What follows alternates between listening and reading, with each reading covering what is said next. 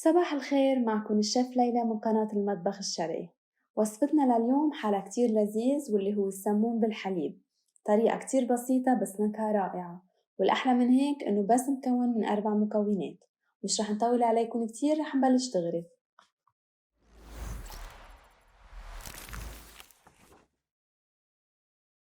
منحضر السمون أو الباجيت مقطع قطع صغيرة، وبوعاء منصير نحط السمون ونسقيها بالحليب السخن.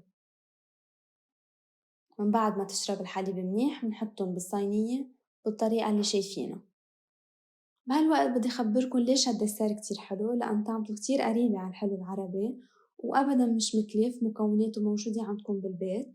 فإذا جاي عبالكن حلو عربي ومش قادرين تروحوا تجيبوه فيكن تحضروه عندكم بالبيت بهيدي الوصفة. وهلأ من بعد ما سقينا كل السمون بالحليب نتركها تقريبا بين 4 ساعات ل5 ساعات، وإذا بتقدروا أكتر كمان بيكون أحسن. إذا كان في شوب بتحطوها بالبراد، وإذا كان الطقس منيح بتتركوها برات البراد. من بعد 4 ساعات بنقلب السمون تينشفوا منيح على الوجين.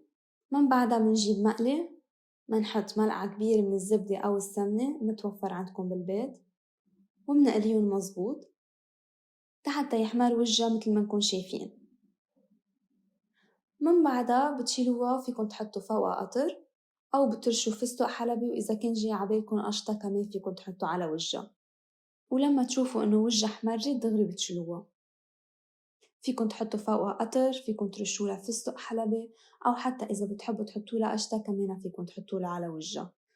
وبخصوص القطر نحن محضرين فيديو تاني منفسرلكم كيف تعملوا القطر. إذا حبيتوا تحضروه تابعوا الفيديوهات الجايين. لهون بتكون خلصت وصفتنا لليوم. بنصحكم تجربوها لأنها كتير طيبة. ولو سمحتوا ما تنسوا الاشتراك بقناتنا، وما تنسوا تحطوا اعجب وتعليقاتكم على هيدا الفيديو.